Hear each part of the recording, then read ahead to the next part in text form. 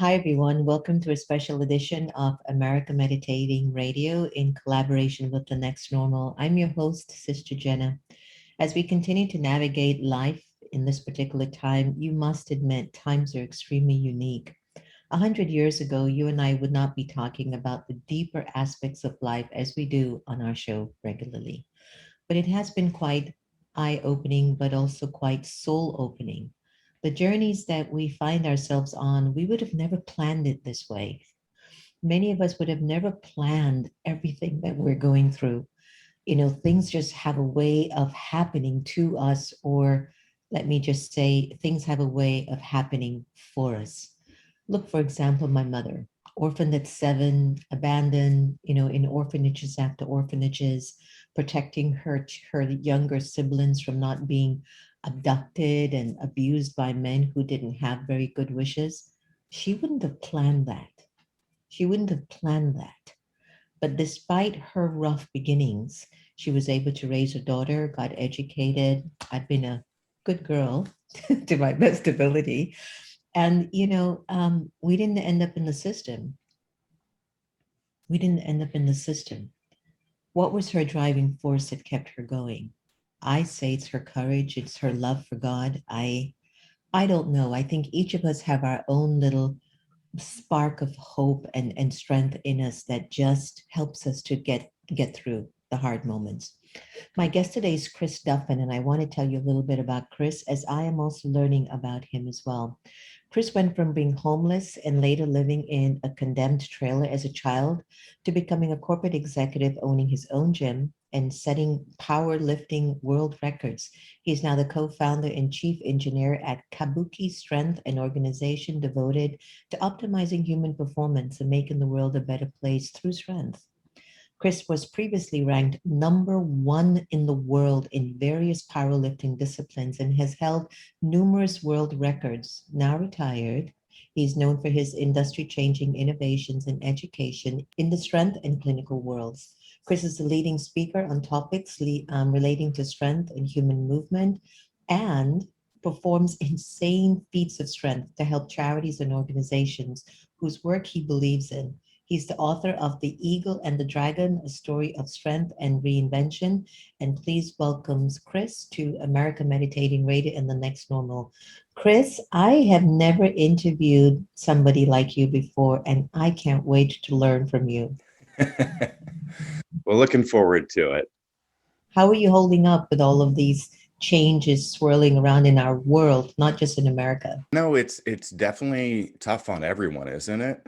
It's been really interesting watching the different impacts that it has and you know the impacts on children and at-risk populations and oh my God, it's just you talk to people in different parts of the country and so many people are struggling with mental health type issues and it's pretty far reaching, the impacts that it has within that arena that a lot of people don't really want to talk about.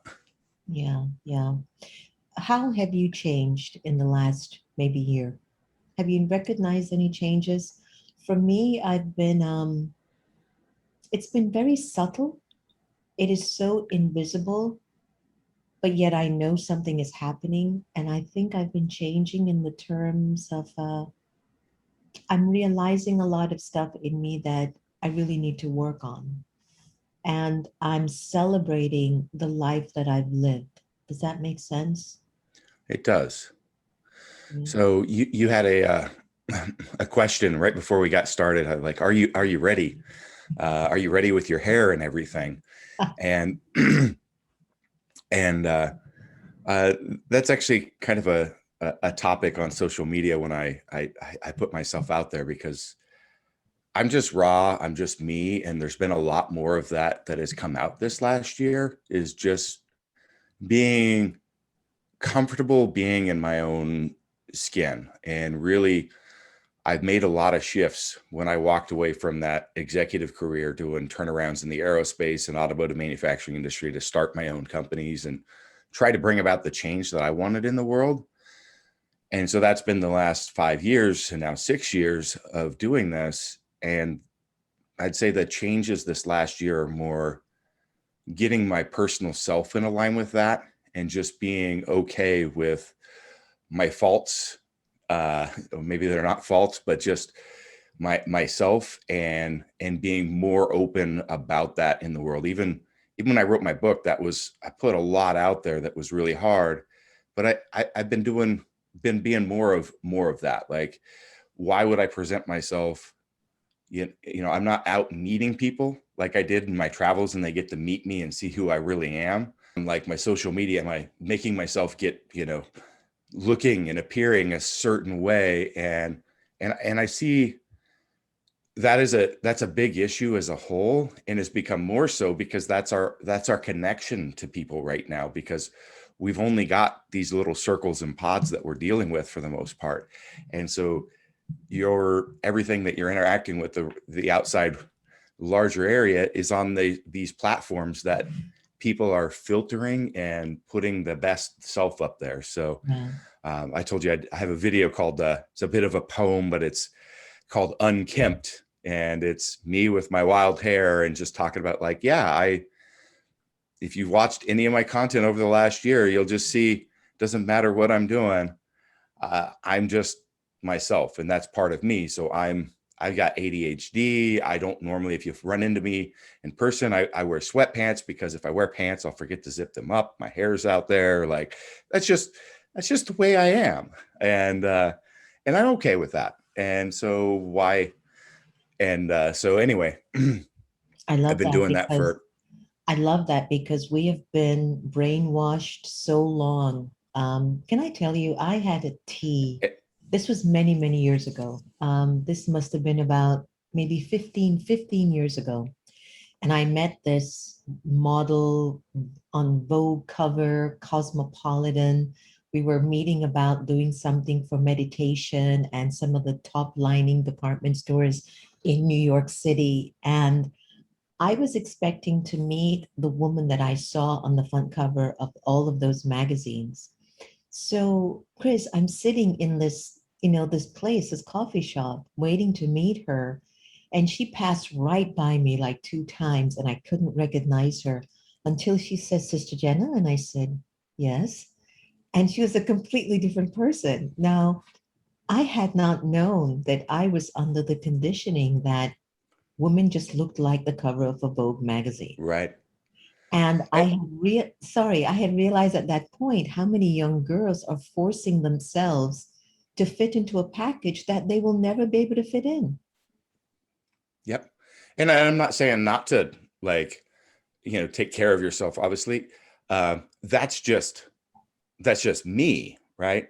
Like, my wife loves fashion. She loves, like, she just like, and she enjoys that herself, that process herself. And, my point is to just be yourself. And if people aren't okay with it, that's fine. That's on them. But like, um, it's really resonated well. I mean, a lot of people follow me just because, even before that, if you meet me in person, I'm this same character you get online. I like that People too. find that really refreshing, Yes. that I put everything out there. But I started taking away some of those more trappings, and being okay with people like going, oh my God, you need to shave your head. You need to do this. You need to wear this. You need to look that, like, I I don't need to do any of those things. And if it bothers you, maybe that's something for you to turn and look inward, right? Yeah. Yeah, absolutely. I mean, at the end of the day, we are the ones that have to change ourselves if we want to see the world in a better place. So your upbringing has given you a lot of opportunities to grow, but to also be an instrument to help inspire others. And even as you were speaking, I felt so compelled to kind of go back 5, 6 years ago when you were having this massive internal thinking process where you felt you need to get out of corporate. You didn't need to get out of corporate, but something else in you was emerging for you to fulfill. I was curious to hear what was your mindset at that time, if you remember, and would you say it was a result of your upbringing that there was something in you that was swirling a way inside of you and it just knew that it had to move you in a different direction? Absolutely. So Mhm. my book is broken into two pieces, the eagle and the dragon. And the eagle is that first story of growing up in the wilderness, dealing with, you know, uh, drug running and murderers and serial killer and like all sorts of really wild stuff. But the second half starts in 2015 when I had I had gone away from all that. I'd proven myself successful in the world. I've gotten dual engineering degree. I'd gotten an MBA. I'd excelled. I'd taken care and raised my three sisters while I was going through school, and and I had lived in a house with a white picket fence. I had two kids. I had an amazing sought after career where, I didn't have to look for work. People would come to me saying, "Hey, can you come, take a look at this company and turn it around or prep it for sale or grow it from a regional to a national to an international or whatever it is." That's the type of work I did. And so it paid well, right? And I got to enjoy a good life and I worked hard. But I was sitting there and I was watching my kids get a little bit older. And I'm sitting there and my son's, 5, 6 years old. My daughter's, 2 or 3 years younger than him. And they're starting to hit an age that, well, my son's the age of the start of my book, where I'm learning to hold capture and hold live rattlesnakes by hand because we're living in tree forts in the wilderness, and there's rattlesnake dens around. I have to learn how to be safe. And I'm looking at my son and he's that age and I'm like, oh my God, like I don't regret anything in my life and I wouldn't trade the way I've lived for any reason, but it just brought this sadness to me thinking about my children living in that same environment. Like it just brought this deep sadness to me. And that's when it really started hitting me, like the life that I grown up and how really different it was, and making me think about what was important to me. And I owned a gym on the side. I was a top athlete in the world for what I did, and coach people after work when in my gym before heading home, just because I loved mentoring. I love coaching. That's why I was good at my job in corporate America. People don't realize like turnaround work is not some fancy business plan and reorganization and letting people go. Or like for me, it was driving change on an individual level. And then that would start transforming organizations and getting like you transform people individually, personally, and the organism transforms and that brings lasting change. And that's what I did. It was one person at a time, right? Organizational change. And so, but that was the nugget. Like that's what I loved doing. But there was so much missing for me. And I knew at the time I'd been doing clinical continuing education to be a better athlete, to be as good as I could be. And I was discovering again with this like engineering mindset, this, the way my brain works with the way I am. And I started seeing these connections and understanding a way of looking at how the body works and in space under load. And I could get people out of pain. Like the click of a finger, I could make videos. I was making videos and dropping them online, and it was changing people's lives, getting them out of pain and getting them back to training. And that's big to me. Like that is so empowering. And I would do that in the gym, and that was better than setting a world record, right? It was like being able to have that impact on somebody. And so I'm going a little long here with this story, but this was a very transitional point in my life. And I realized I was being in the world what I felt I needed to prove who I was, that this poor white trash kid from the sticks Yeah. that should have failed on all accounts could be It's successful and could live in the house in the white picket fence and have the be and I'm like, this, I'm driving myself crazy. I can't, I'd show up at work and I'd have to be this perfect executive, this, and I'm not. I'm bipolar. I'm ADHD. I'm very creative. Like I didn't have a creative outlet. I didn't have, like, I wasn't being me. I wasn't being myself. And I was, Chris, and so Chris, I walked away from everything in my life at that point in time. Chris, you were a living and an emerging masterpiece. I I, mean, you I have to call it what it is, right? yeah, I mean, that's what it is when there's so many different pieces in our lives. It's just not all together like the Beaver movie, you know? And we keep thinking that Leave It to Beaver's moms and dads are, you know, was the way that we are all supposed to have been in terms of family. yeah. And And sometimes it's just that's, not like that. Actually, I don't think it's ever been and like I'm like, I proved it. I'm here. that. And why am I so unhappy? And here's my kids growing. And that was a stimulus to go, I, I need to show my children, not through talking, but through Yes, example.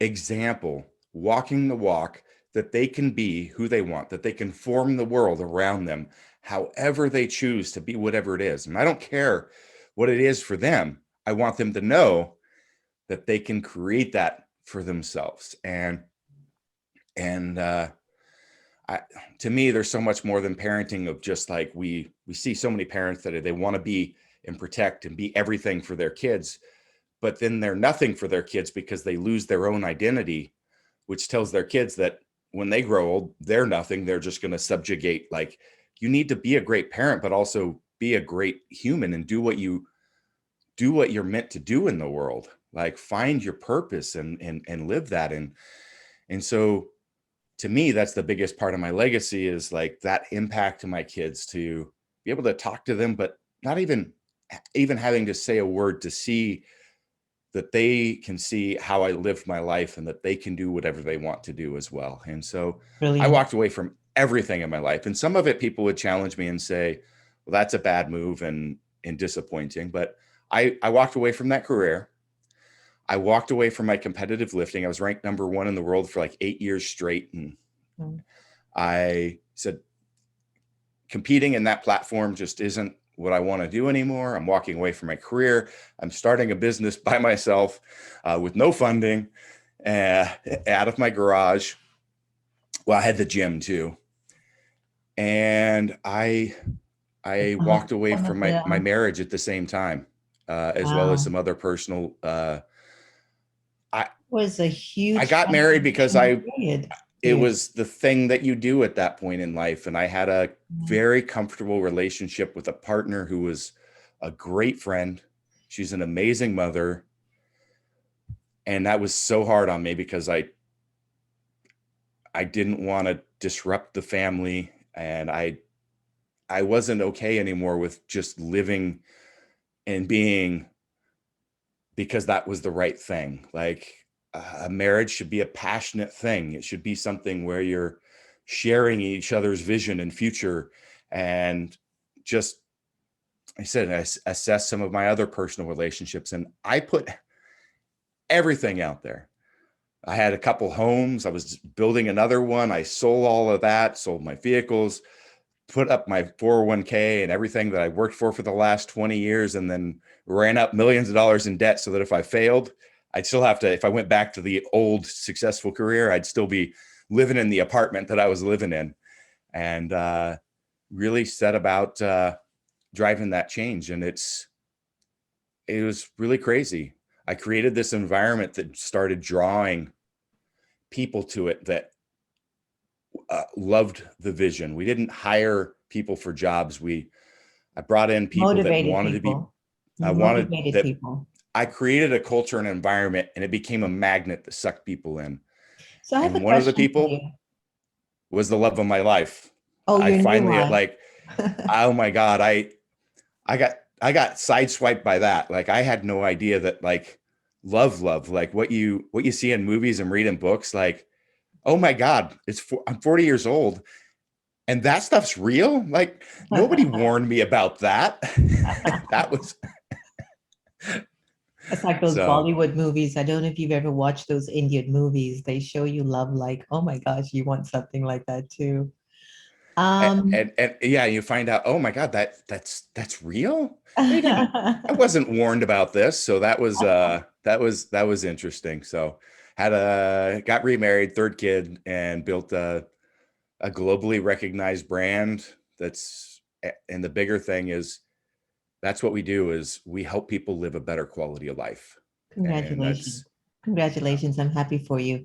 I had a question that kept kind of coming up again and again as you were talking.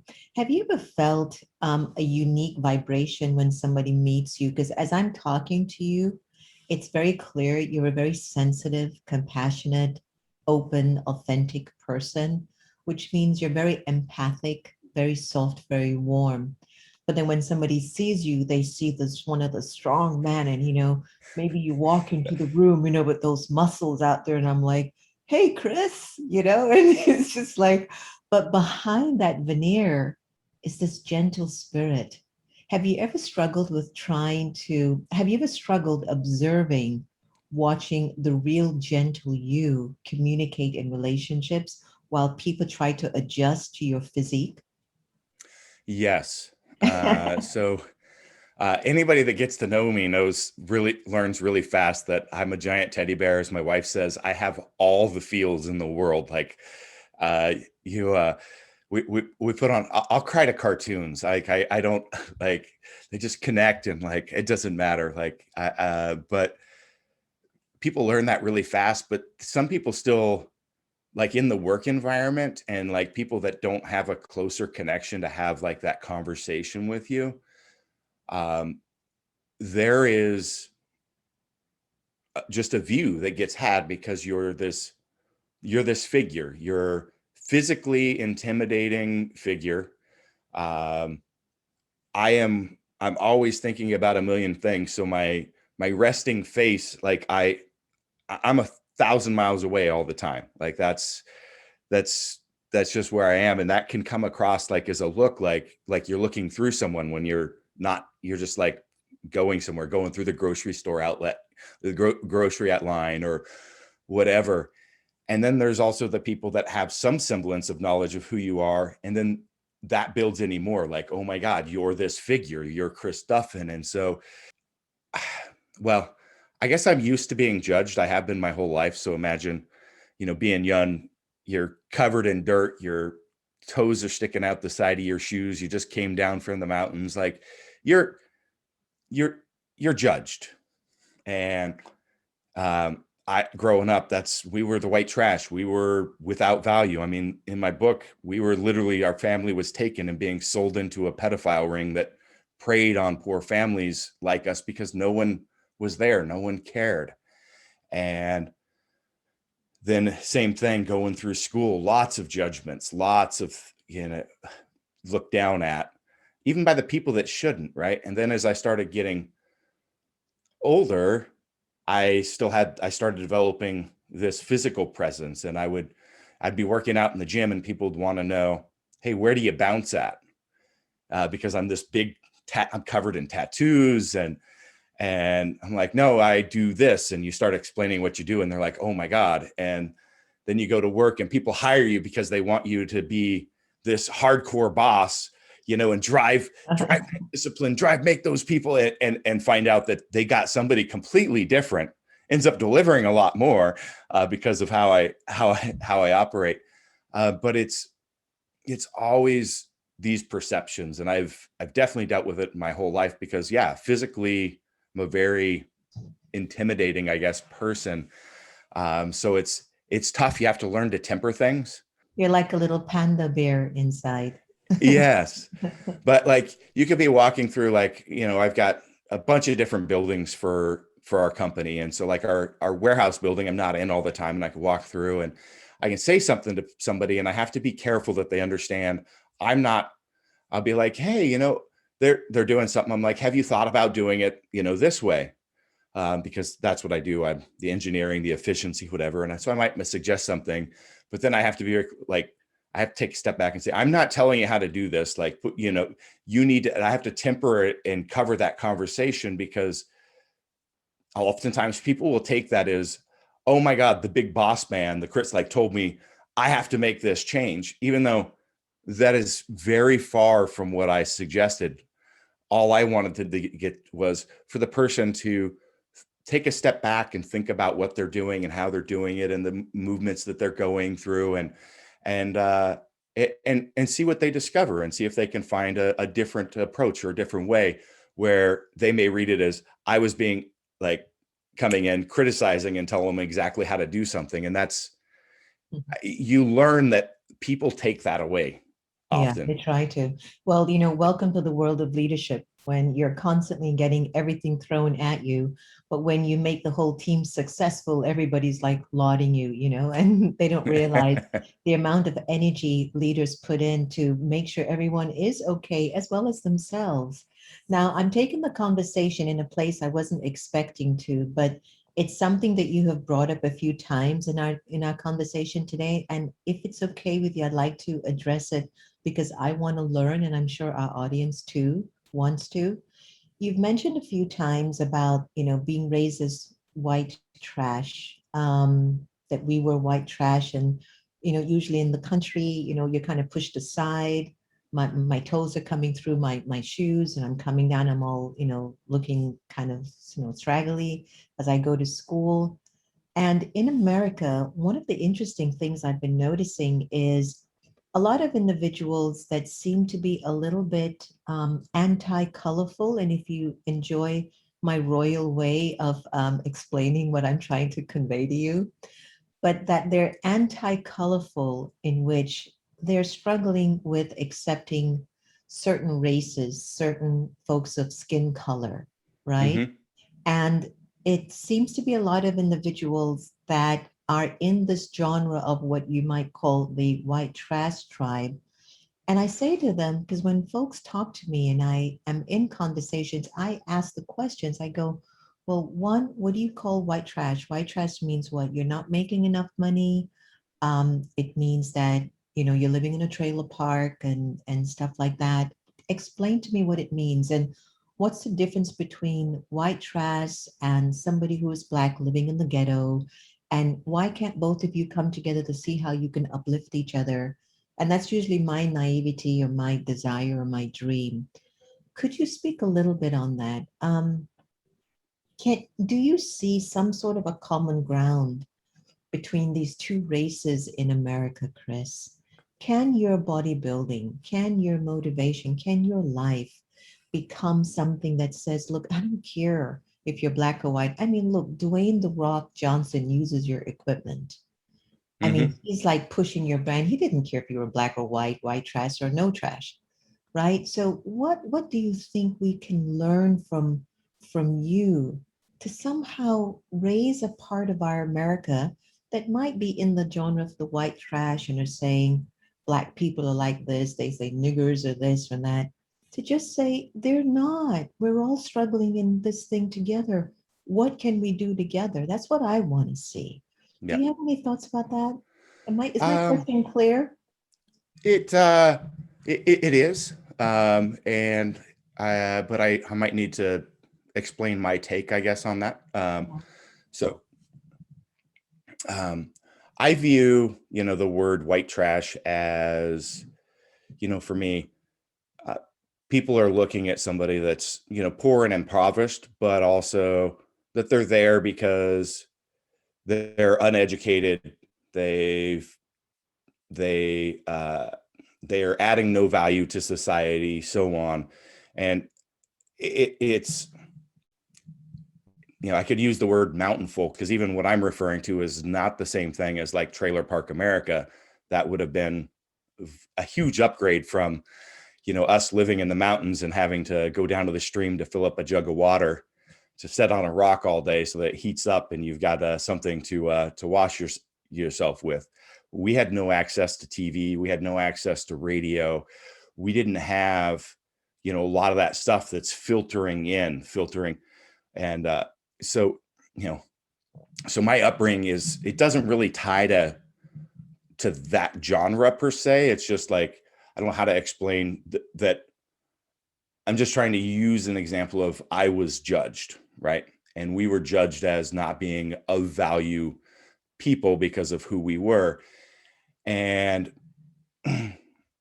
which is interesting. So it's given me that perception of what understanding that is in some level. I'm certainly not saying I understand what it is to be a person of color or to be any other marginalized individual.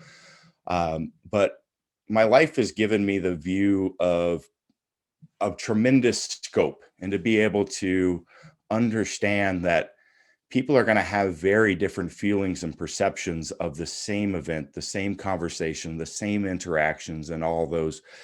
And I'm a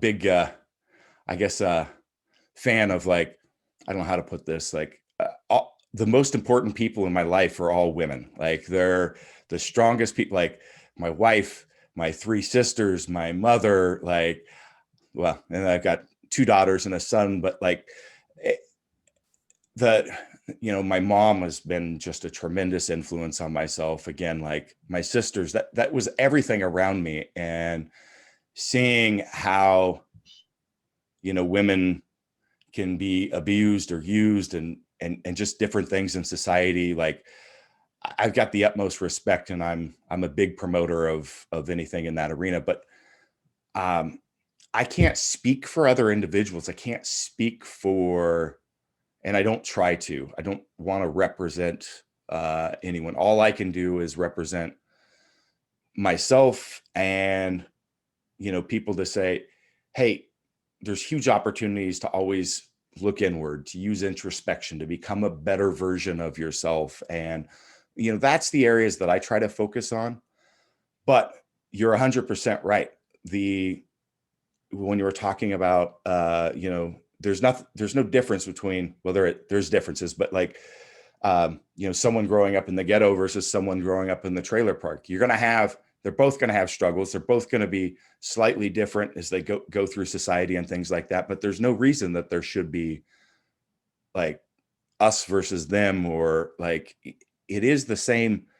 We're all the same. And that's kind of like what I'm trying to get at and trying to voice people is, we all have struggles. My story isn't, I had it worse than anyone else. Anybody reads my book, I very much don't read that, write that in there. Like, it's not a tale of, oh my God, here's the most horrific. I actually even leave a bunch of that stuff out of there because it's not relative to what I'm trying to do.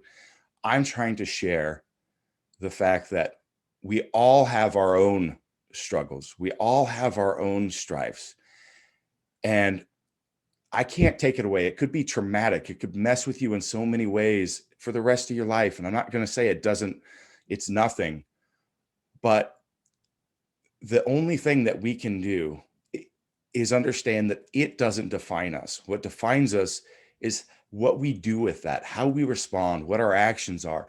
And we can, whenever possible, use those as something to try to develop some more resilience from, to be able to know that there's going to be other stuff that comes at me. And because I handled that, because I got through that, I can take on the next thing.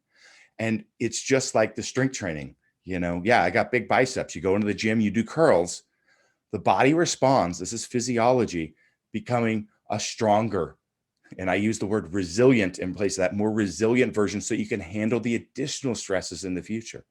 If you break your arm and put it in a cast, it starts to atrophy. So if we don't use the struggle, the strife, the stress, the challenges in life, we are starting down that process of death. And I'm not Absolutely right. I'm not over speaking. Absolutely And right. to broaden this is a example I've been using, the bicep curl you put a cast on. That's what happens. You take your cast off, your arm's smaller. Like, Absolutely correct. rest and relaxation is absolutely important. Meditation, all this stuff is the things that you have to have, but you also have to have the things to adapt to, because if we don't, we become weaker. So it's this Yes. balance of back and forth.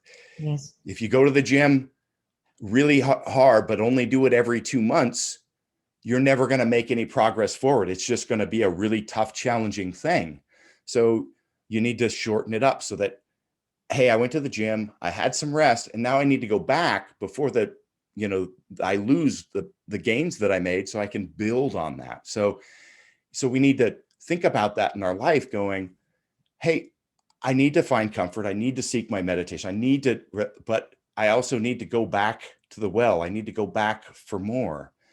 Just Sometimes I going and feel trying like to, sometimes I feel like we're all just trying to find that balance. It's like, like with the dumbbells, if one side of the dumbbell is heavier than the other, you're going to tip over. And I've often felt like life is such a balancing act, Chris.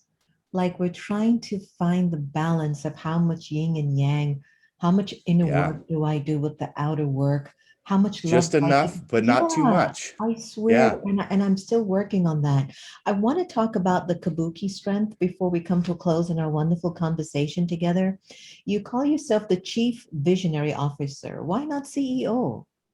Well, I'm not CEO. Someone else actually runs the company. Okay. So I did that type of work for almost 20 years. And my business partner, Rudy Cadleb, he's 72 years old, the strongest septuagenarian in the world, by the way. He just did a 520-pound deadlift on his 72nd birthday. So he's a living, breathing of, we started training together when he was like 58 and he wanted to get stronger. And at 72, he's probably in better health than he was when he was 35 or 40, living corporate life and drinking too much and doing all that, right? But my role is about looking to the future. It's about seeing the changes that are happening in the I guess the construct of the world, like the how things are shifting and changing, and how our products and our education is going to be ahead of that, how we're going to pull and create together a cohesive system. So I don't make things to sell, to make money. You can come to me with an amazing idea, and people do all the time, that could sell a ton, and I'm like, well, it doesn't fit. Yeah. What I want to do is I want to change the face of fitness all the way through its integration with clinical care, and create a cohesive system that actually has the coaches talking with the clinicians and integrated with the movement principles and how we assess and do rehab, to the equipment that we use, and have this, because this is exactly what we need to do. There's such an opportunity of being able to remove the things that are actually create stress in that environment, that are that we can't develop to. We've been shoving everybody through this same process. Everybody's going to fit this. We all have different leverages. We all have different mobility restrictions. We all have different needs, right? And so it goes all the way through, and how we assess on a clinical standpoint, being able to look at things through a neurological lens, to be able to then define, okay, are we going to take a fascial-based approach, or are we going to take a movement-based approach? And at the end of the day is, we need to get a person to loaded movement, because that is where we start adapting. That's where we start making progress and become more resilient for the things that come in the future. Anyway, I'm going on a tangent, but it's a big, huge, massive plan that is, at the end of the day, when it's complete, is going to reshape those worlds entirely. I'm sure it And will. everything that we do and create are all subsets and pieces of that. And so that's what my job is seeing these threads in all these different areas, and connecting that and building that into a vision, and making sure and guiding us that direction. So I have literally no authority. Nobody reports to me in our organizations, but I'm on the leadership teams, right? So you And are the chief so visionary I officer I then. I work, I mentor, I'm involved in the product creation, and I work closely with our engineering manager, but I am the chief visionary, like that. And if you take some context of like what I talked about, like what I did before, what didn't work, and all these other things, you can see that's a very fitting role for who I am, and what I do. And my counterpart actually has all the authority, and he's the CEO. And again, I work really closely with him again on this guiding, mentoring, and creating this vision of where we're going and spelling that out and communicating it. Well, that's And fantastic. No, but that's I do nothing. And accomplish nothing through a standard authority based. I literally comes That's out. your I'm an humility executive with speaking. no real power, right? That's your humility speaking. And I love that. I love that. I mean, I love the way you really navigate around who you really are in your big, magnificent way. And you want to keep it real. You want to keep it real. And I feel like that's a way that you're protecting yourself and your state of mind in your future. Is there one particular word that you find that you use a lot that keeps you motivated that you could leave us with today? I could do a lot. One word. uh, we already hit on resilience, um, uh, intent.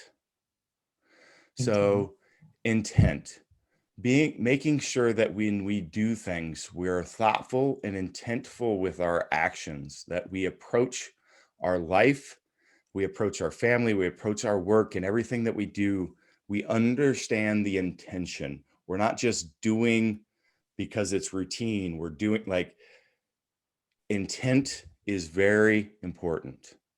Um, and so, yeah, uh, Beautiful. I like that word a lot too. Actually, it's a really important word in the age that we're in to get us back to some sort of a normalcy. we Chris, find we do so many things that we think that we're expected to do, and the way we interact, and just like we fall in these habits. Be mm, intentful. Be intentful. yeah, be intentful and be mindful. Chris Duffin, thank you so much. And congratulations on the consistent evolving of your life into something better for our humanity and your family. Is there a website that you can leave us with and keep us updated on how Kabuki's coming? I'd love to kind of be a part of that and hear more of how it's helping people to come to that emotional and physical wellness. Absolutely. So it's pretty easy. If I'm really easy to find anywhere. So you just type Chris Duffin into the internet or social media. That's Duffin, like muffin, but with a D. All right. You'll find me. But chrisduffin.com or christopherduffin.com is a simple website. On that, there'll be links to all my businesses, Kabuki Strength, which is education and equipment and coaching in this basically physical realm. And that's what we do: get people out of pain, get them more resilient. We work with anybody and everybody. Um, Barefoot Athletics, the best of minimalist shoes, Build Fast Formula, which is my supplementation. What's really cool is there's also a link to find my book, which is, again, easy to find. You can find it on Amazon, Barnes and Noble, Target.com, bunch of stuff. There's signed copies on Kabuki Strength. If you want to sign, any book that you buy there is going to be signed. But there's a free download link, so you can get an Audible download as well as one other book if you sign up for Audible through the link on my website. So it's great. And then there's links again to me on social media. I put up content every day.